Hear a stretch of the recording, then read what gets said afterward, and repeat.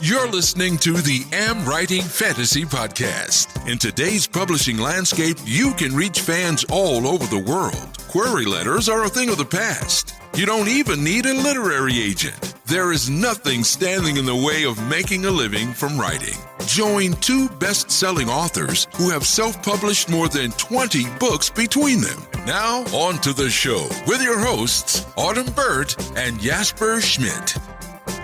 And hello there, I'm Jesper. And I'm Autumn. This is episode number 39 of the AmWritingFantasy Podcast. Today we're going to talk about group promos, and if they're really worth it. But before we get there, it's been, even though we're batch recording things, we always have things going on. It's been always an interesting week. Yeah, certainly. Certainly, a lot of things. I mean, this here in Denmark, we've just been hit by a complete late summer heat. It's normally here by the end of August. It's not cold, but it's the summer is sort of starting to come to an end. But now it's just like the last couple of days. It's been 30 degrees here and Celsius, of course. I always do that. I had a pause at 30. Gosh, is a winter there? No. Oh, you mean Celsius? It's actually a fairly warm day. Yeah, exactly. I mean, it's really warm and it's incredible. I don't know what happened, but it's very warm all of a sudden. That's funny because we've been in. Adam and I, my husband and I, don't like heat, and that's half the reason we travel is we get to go up to the north. We like to be for us it'd be 70 Fahrenheit. So, it's pretty moderate. It's like a jacket might be necessary in the morning. And usually when we're down in Pennsylvania, and usually when we get here, it's blistering hot. But for end of August is actually perfect, 70s, beautiful, beautiful. It feels like fall, which I can't say it's really felt like fall in August in Pennsylvania since I was a little girl. So I'm not complaining. No, well, that's nice. I mean, I actually don't mind it being hot outside, but I must admit right now sitting inside in my little office here and recording this podcast, I'm like, it feels like I'm sitting in a sauna or something. It's really, really warm. And on the other side of the Atlantic, I've got the windows open, and I'm actually a little cool in capris. So yeah, that's the thing, right? Because for me, it's late evening time now. So my problem is that if I open the window, all the insects comes in here. If it was daytime, it would be no problem, right? But during nighttime, and you have the lights turned on inside, then all the insects likes to come, and I don't want that. So so I have to sit in the sauna here and record. Oh, well, we're going to hope if you disappear, we know you possibly passed out. And, shit, don't say that. Text your wife and say, please, go refresh him. Yeah, I mean, I was out the other day with my youngest son. He was playing in a soccer tournament the other day, and it was just as hot as this. It was 30 degrees, and luckily none of the kids passed out, but it was really, really, really warm. And they were playing this tournament, so they were playing 8 matches or something.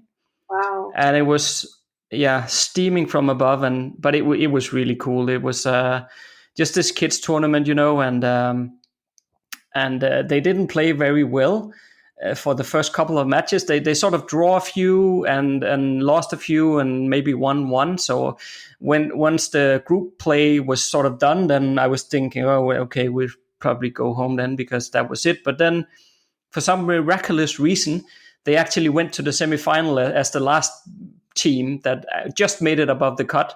So and then, okay, fine. Then there was one more match. So he played one more match and then they won the semifinal. And all of a sudden they had to play the final after playing really shitty for all the first 5 matches was really shitty. And then all of a sudden they were in the final.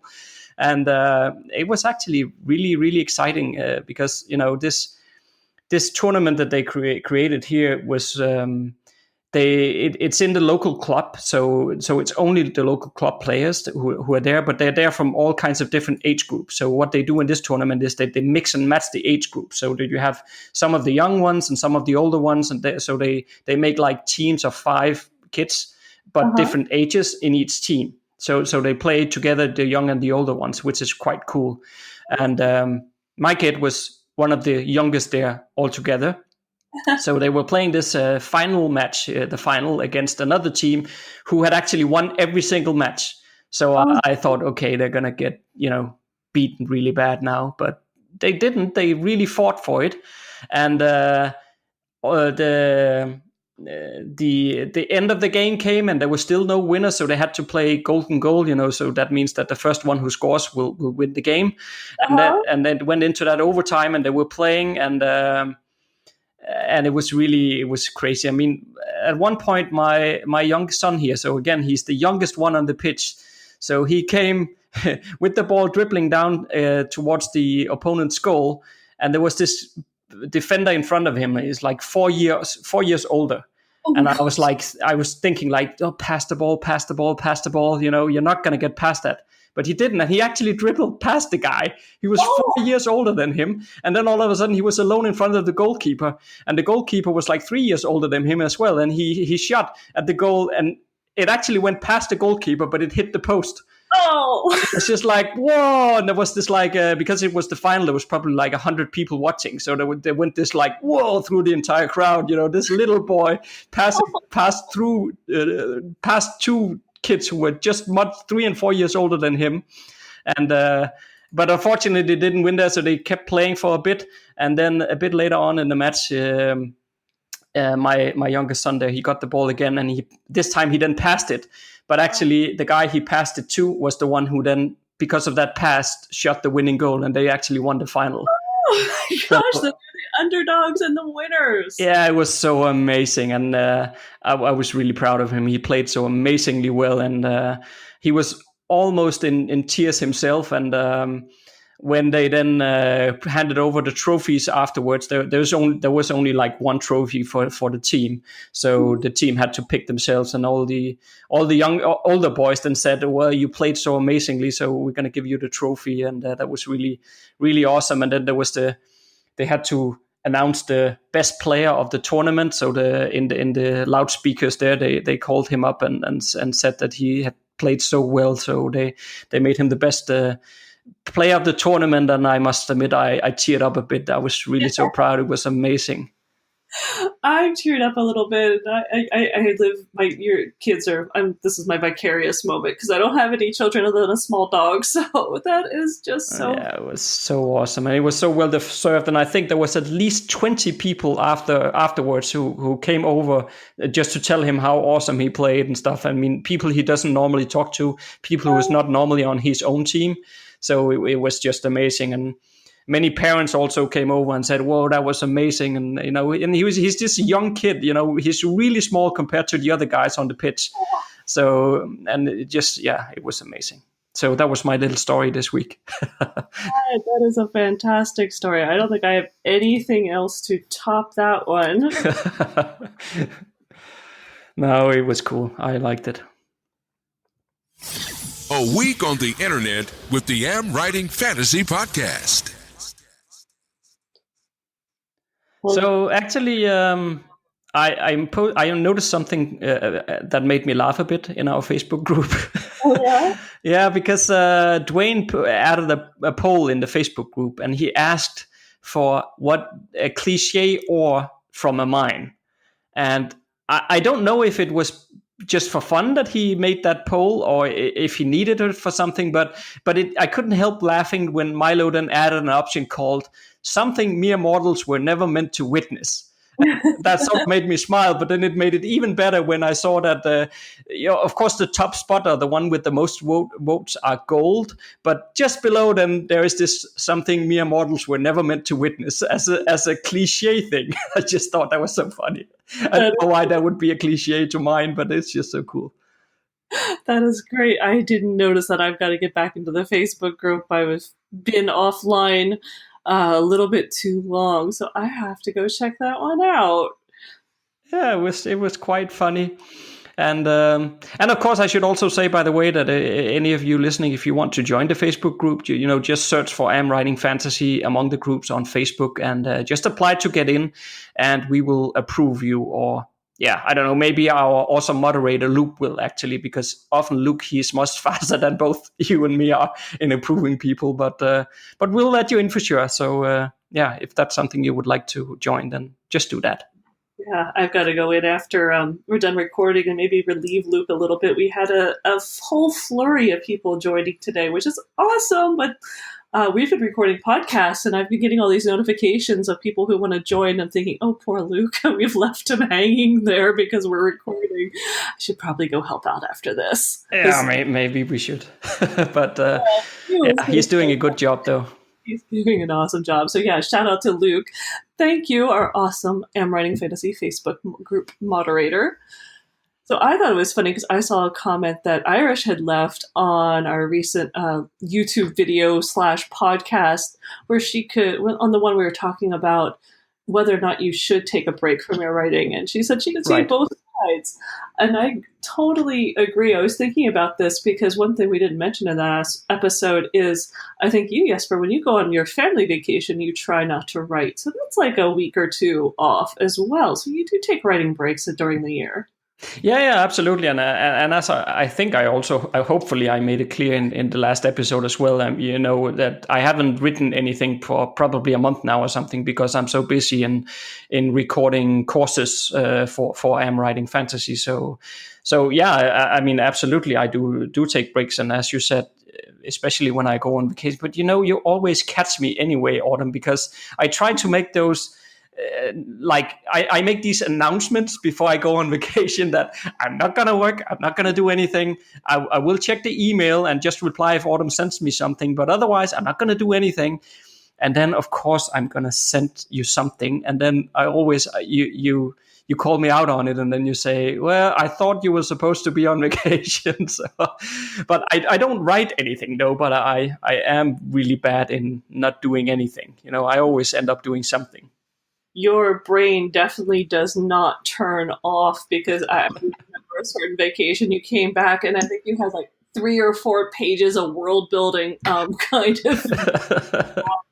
You're like, I've been thinking about this, I just had to do it. So it's true though, sometimes when you take a break, even when you're like, I'm not going to be writing, that's when everything, the minute, like I always joke, the minute I step into the shower and there's no possibility of writing paper, or the minute I start cooking a really involved dinner, those are when the idea finally goes click and turns on, and you're like, oh, shoot.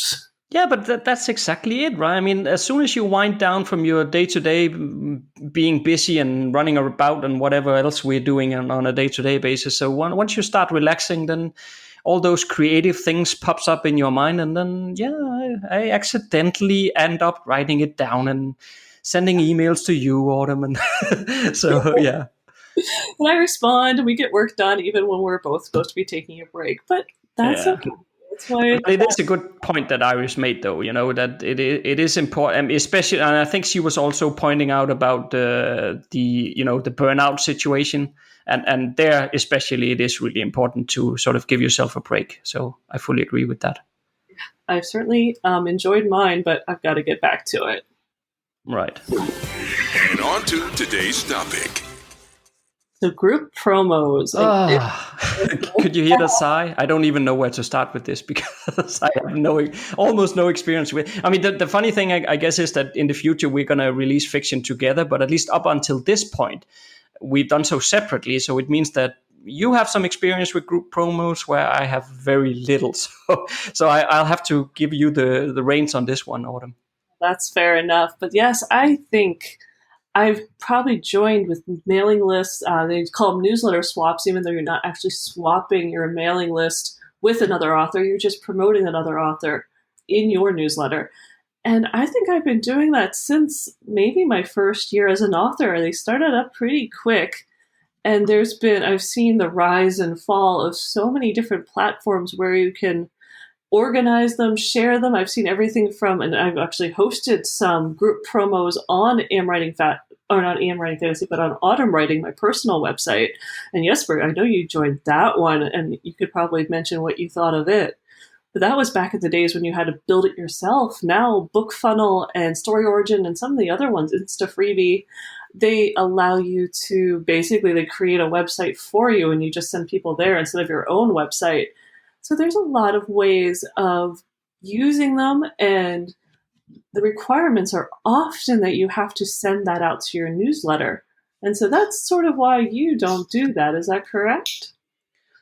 Yes, that is correct. I mean, my problem, I have done it at some point, some years back, but my problem with it is that I treat, and okay, let me back up a bit, because otherwise this is going to sound like I'm saying that everybody else is not treating their subscribers with respect, and that's really not what I'm I'm trying to say. So I don't want to put my foot in the middle of a hornet's nest here.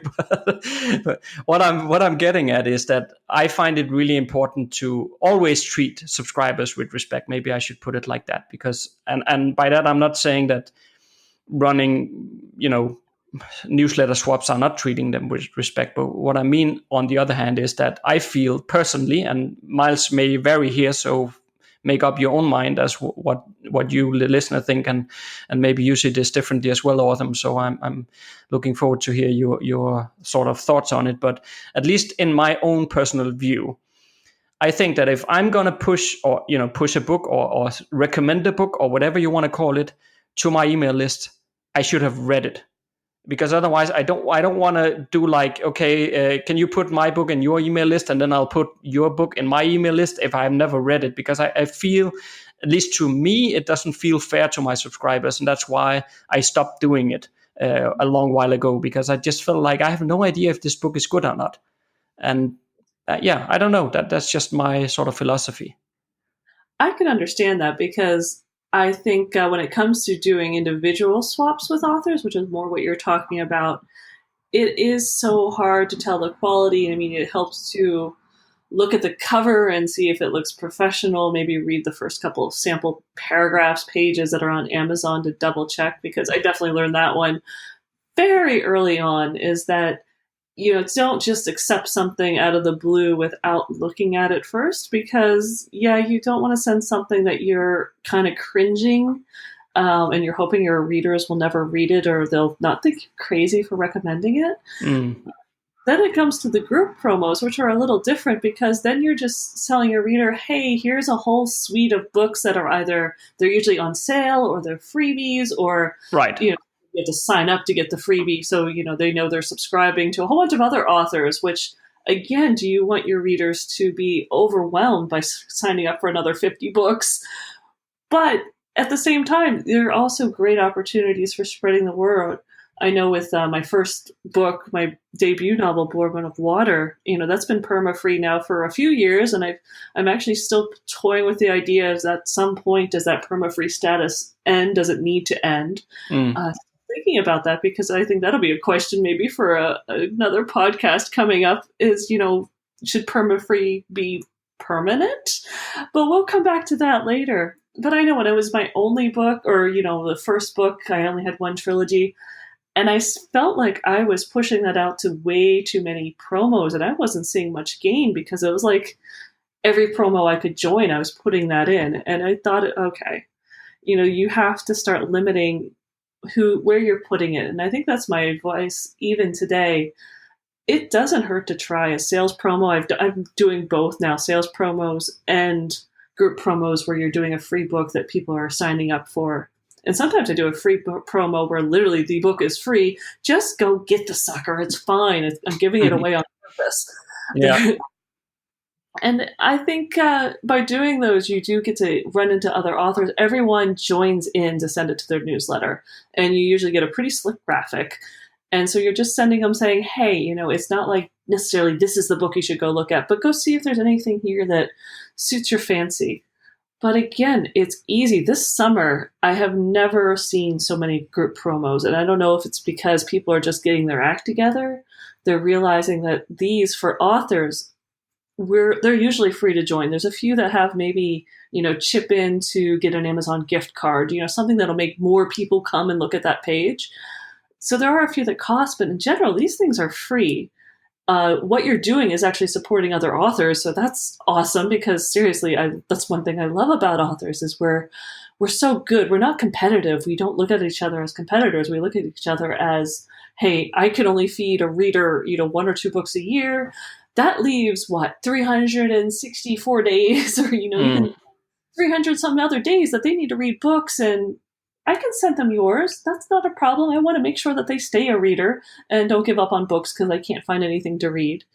So these group promos, they give readers a chance to go look at them, check them out. But again, I know this summer I have seen so many. I usually use BookFunnel and Story Origin. I used to use InstaFreebie, but I've been off that for a little while now. And it's just, this morning I got a notice of 4 new promos. I think every day, it's a weird day that goes by when I don't get a notice that I have at least one new group promo that is open to be joined. That's a lot of promos. And I know when I first saw it, I was like, this is great. And I happen to have like 4 first in series books. I have 4 series out now. So, hey, I got lots of books I can, go push out. I got 2 new releases that I can put in new release promos. And you get really excited until you go and sit down to do your newsletter and you realize that, you signed up for like 6 promos and you're supposed to be telling your readers about 6 different promos. You need to calm down and definitely take a look at, what are you getting out of this? Start, tracking the links, seeing if people are using them. I know when I do a BookFunnel one, I don't just send them a generic one. I use a specific link, create a special link for each promo so I can go back in and see how many people downloaded the book. I can get that feedback so I know if it was really worth my while. BookFunnel is really cool because it also tells you how many people looked at the page versus downloaded. So if you're seeing a huge discrepancy there, you can be like, I got to work on something because people are looking at it. The cover is obviously good enough for people to go look at it, but for some reason they get to the page and something on there is not, they're not clicking through. So there's some great nuances, things you can kind of tease out by doing these promos, but only if you take the time to do the stats. And one of the important things is you have to join the right promo. There's a lot of multi-genre, like new release promos. So that could be a multi-genre one. There's some 99-cent books, which is, again, a multi-genre one. Am I going to do well there? Or should I just stick to the ones that are epic fantasy or dark fantasy or the ones that are specific, like Magic Worlds? There's one that was recently Heroines. That was great. And then there was another one I went to join that they made it sound like female magic users. And when the promo came out, the graphics, it was all about witches. I was like, okay, no, I'm pulling my book from that one. I'm not writing witchcraft. I love witchcraft. I would love to write a book on it, but these are not it. This is about elemental magic on a fantasy world. That's not going to fit anything else. And it's probably a waste of my time. And maybe my readers will like it, but I have no proof of that. So I'm probably going to waste their time by sending it to them. Yeah. Yeah, and of course, I'm glad that you pointed out the difference between the newsletter swap and the group promo. I was also the one you ran, I can't remember, a long while back, actually. Maybe it was in the beginning of the year or something. Yeah, it was probably, I think at least, it wasn't this year, so it might have been 2018. Oh, probably then, yeah. But I was part of that, and I think I got like, I don't know, 300-400 subscribers or something from that one onto the email list, which was pretty good. So, I mean, there is, of course, well, okay, let me back up a bit here because there's so many nuances in this conversation because one thing is saying, okay, a group promo, you get 400 subs from it and that's wonderful. Yeah, okay, that's good.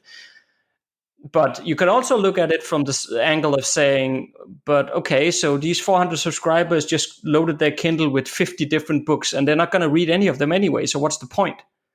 Right? And then of course I could then switch it back the other way around and then start arguing, well, okay, but then if you have them on your email list, it's then up to you as the author to write even better emails than the other ones so that they get invested and intrigued in you as an author, right? And of course, that's within your power to try to do something there. But there is some sort of argument hidden somewhere in here around the quality of the subscribers. I've heard many times for like free Booksy and stuff like that, that you can get a ton of subscribers, but they are worthless. So... And since we are paying for subscribers on the email list, at some point we also have to start asking ourselves, what kind of readers do we want on that list, right? Exactly. Yes. And so it's a bit complicated. It is. that's where, I mean, because you took the words out of my mouth. You get subscribers, it is up to you to make them believe that your book is worth reading. And of course, you only get like maybe 1 or 2 emails to get them excited and maybe offer them something else. It's in your power, but you're not going to get every single one of them sticking with you. And of course, hopefully, that's why there's the unsubscribe button. And hopefully, if you're doing list cleaning, that might be when you start cleaning out some people who never seem to be opening your emails or responding to you. And there are, I think, the group promos where people have to go down individually and pick a book that they think looks interesting are far better than the group promos where they are basically signing up to win a prize. Like there's a few out there where everyone who goes in is going to get a free ebook to the winner or a free paperback. Or even worse, the ones where they give away like a Amazon gift card or something. I think that's some of the worst thing that you can ever offer, because those people are there because they want the gift card, not the books. Yes, exactly. And often a gift card, you're not even sure they're going to use it for books. I mean, at least if they're giving away a Kindle or something, you have an idea that they like books. But again, they can turn around and sell it. So I don't think it's good to do.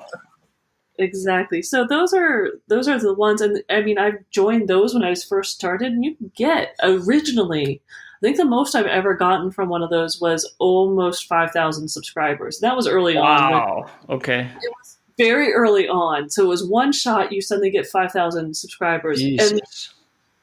And but again, as soon as you get that, you're probably sending out an email, and those 5,000 people are getting emails from 25, 30 different authors. Yeah. So later group promos have gotten more organized where they're like, okay, I've seen one where it's like, if your last name starts between A and D, you can send on this day, just so that readers don't get overwhelmed. But again, that's what those readers' inboxes are going to look like for that entire week. It's going to be from all these authors and all these introductions. And I know I'd be like, delete, delete, delete, delete, delete. Yeah, or people just use like a fake, not a fake, but they just use a Hotmail account that they just created for this stuff. And then as soon as they get the books onto the Kindle, they never log into that Hotmail account. They never read the emails. They just grab the book and then that's it, right? So what's the value there then? And exactly. And plus, I know those group promos, just like everything, I think this is even true with book sales, just everything, or even advertising, it's harder to get those numbers. I mean, my first promo that I ever did, I think I got 10,000 downloads. Now I don't even get 10,000 downloads if I do a book funnel. It's just, there are so many more books. So now, you're talking about a couple hundred, maybe 1,000 subscribers are fantastic. But honestly, that 1 month long promo that I organized, I was thrilled with the outcome because, most people were seeing between 200 to 500 subscribers. That is fantastic in a month. Some of the ones I joined now, I think I just had a group promo where I think I had 322 downloads. And I'm like, hey, that's even pretty good, actually. It is. I was actually really surprised. So there are still some ones, but again, it's drilling down and telling yourself, one, you can't join every single one there is, because then you are going to get your book out there to maybe too many people. And again, if they're choosing it, that's great. But again, you're sending it to your readers too, and you should do your part. And so you don't want to drive your readers crazy with like 4 or 5, 6 promos in every single email. It's kind of, that's really taking advantage of them. Are you doing a newsletter where you're just sending out emails about other books? Or are you doing a newsletter that's about your writing? And you've got to make that choice and find that balance. But, agree. And I would say, if it's sort of like a group promo, for example, like the one you hosted last year, where there was a ton of free books, and then, each person within that promo could then email their own list and say, okay, here's a link from where you can download a ton of books. And each of the authors in there gave a book away for free. And I think something like that is fine, because you're doing a service to your reader by, here's a lot of fantasy books that you can get for free. So most readers will like that. But that said, you have to be really mindful, because if you do that all the time, if I was on my favorite author's email list and he or she was emailing me, let's say every second week with another 50 books that I could download, I would go insane pretty quickly. It's like, I cannot read all these books anyway. And I mean, once in a while doing it like once every 6 months or something like that, to me, and again, this is personal preference, so take that with a grain of salt. But in my personal preference, that would be okay. The newsletter swaps I hate, but I don't know. I mean, I do know that this might be a bit of a different sort of topic, but it's been something that I've really been turning over and over in my mind, because I've been thinking at it for, like, I think it was 2 podcast episodes back. I was mentioning how I was thinking about creating like a free course for authors to give away to our newsletter subscribers on AmWritingFantasy. And one of the things or sessions or whatever you want to call it for that free course has been around, I want to talk something about this perma-free stuff, which is linked into the newsletter, linked into promotions and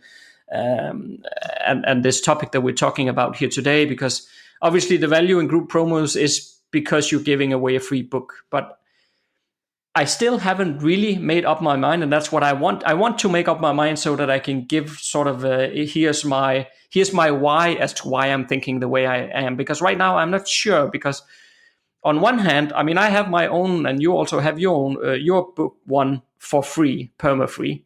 And I do see every day probably like, I don't know, maybe 10 downloads on Amazon without me doing anything, just because it's free. And that's certainly 10 downloads that wouldn't have been there otherwise. And then, of course, if some people like the book, then they will go and buy book number 2 and book number 3 and so forth. So there's a logic there at play. But, this is then the flip side, and this is where I haven't really made up my mind which camp I'm in, and I need to figure that out. But I also understand the argument of saying, yes, but since readers are able to just download so many free books as it is possible today, there's a ton of free books out there. Basically, there was, I don't know who coined this term, but somebody called it Kindle stuffing. You know, that you're just filling your Kindle up with a ton of books, just because there's also this collector's item sort of need that kicks in, like, oh, it's awesome, like I have 2,000 books or whatever, you know, and they're not going to read any of it anyway. And they're not, if they're downloading this many books and signing up for this many promos, they're not going to read the emails either. So when I was saying earlier on that it's then your job as an author to make sure that you write emails that hook them. But if they don't read any of them, it doesn't really matter. And it you know, you're just playing into a game of, yeah, let's fill everybody's everyone's Kindles up with free books. And then I don't know what the point is anymore, because the goal is gone in this terminology here, or this point of view. But as I said, I don't know which camp I sort of believe in. If I believe that it is a good viable option to do the perma-free, because years back it was a very viable strategy and it worked really well.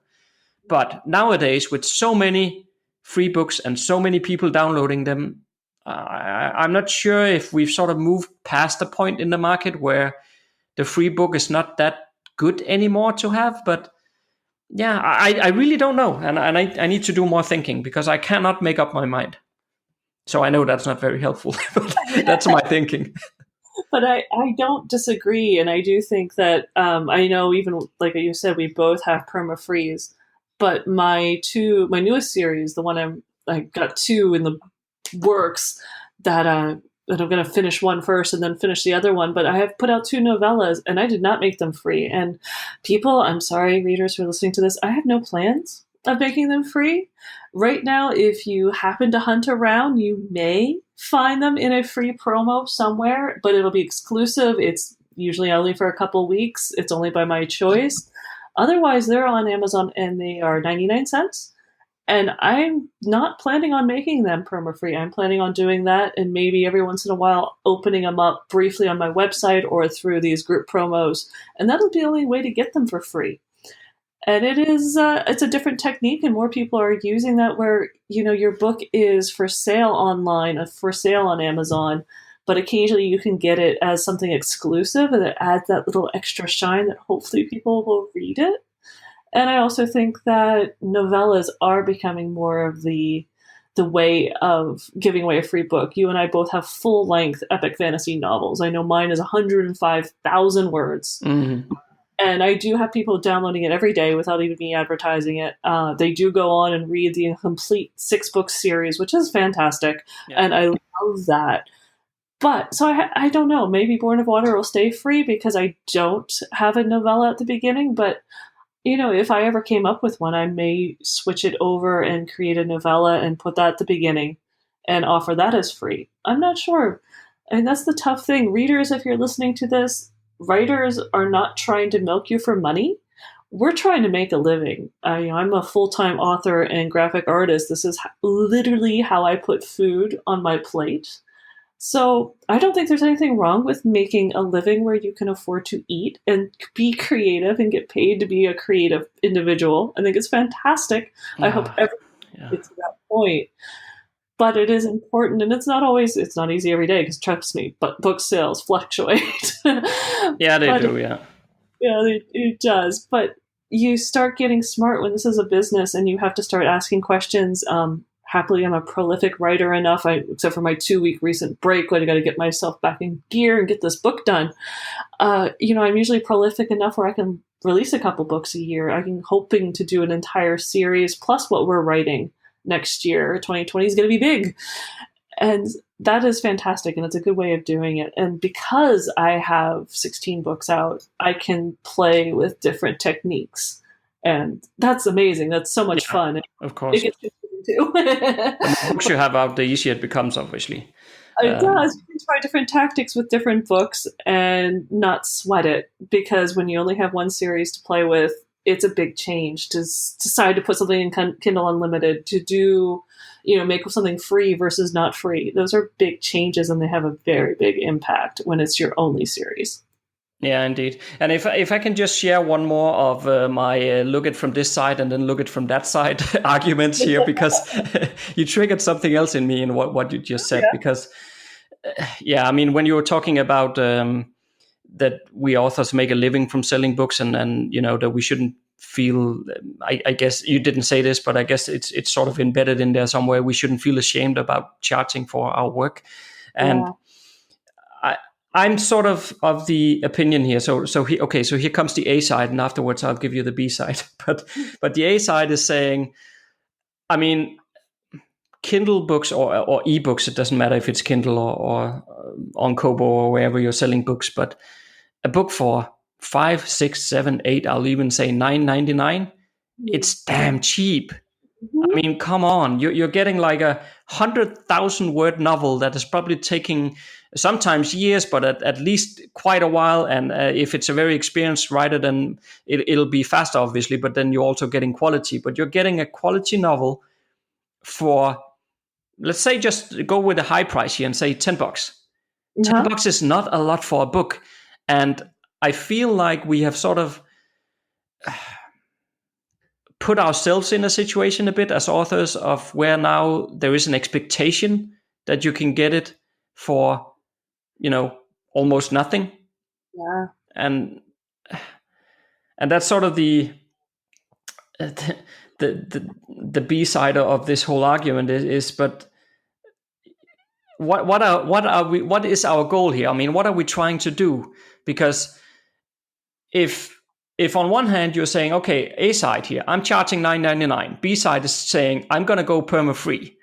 Obviously, the B side's argument here is that, well, if I'm going after a reader who has never heard of me before, and I'm going to say to him, okay, hey, read my book, and you just have to give me $10. And then I'm saying, and by the way, that's not expensive at all. Mm-hmm. And then the reader, if I put the reader's glasses on and he looks at the B side, and the B side, well, you don't know me, so you've never read any of my work. So I think it's fair that I'm going to give you this book for free, and then you can make up your mind yourself. And if you like it, you can read more. And then, of course, you have to pay for it. But at least there is no barrier of entrance here that you need to pass it. It's the barrier is so low that you can just give it a try. It's like a free sample thing, which is sort of what they do in the supermarket as well when they want you to buy some new chips or something, right? They give you a few to taste, and then they want you to buy. But so A and B side here, they don't, but they both have valid points in my view. And again, this is where I cannot make up my mind, because if we have really taught the readers of in today's day and age that you should just expect authors to write books for free, I mean, then we just shot ourselves in the foot, and what is the point then, right? But on the other hand, since everybody else in the market, or not everybody else now, I'm exaggerating now, but right? But since there is a lot of people in the market who are giving their books away for free, and the barrier of entrance is so low, as I said before, how are you going to compete against that if you're saying, but I'm going to charge $9.99, right? I mean, if you have a huge email list and the people love what you're doing, then, well, that's not a problem. You can just sell it for $9.99 and people will buy it.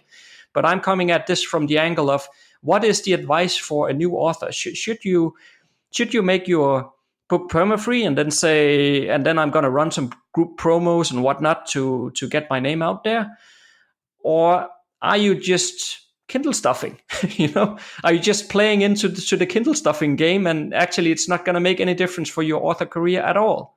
And I don't know. So again, I need to make up my mind so I can make a course module on this stuff, because I don't know right now. Well, I think that's going to be a question. That's one we can ask our listeners as well. Oh yeah, that would be good. Yeah, I would love some perspectives on this. Yeah, let us know if you think, free books are Kindle stuffing, or if you think that's a really valid way, especially as a new author, if it's something that we should be looking at and doing so that, you get to be known as you're, learning and growing as an author. And, once you get your email list to like something reasonable and 5,000, you can start charging like at least 99 cents for your new novella. And, let us know what you think, because it's a great way to look at what's coming up. And we're going to be talking about very soon character art. So look for our next podcast. And until then, we would love to hear your comments.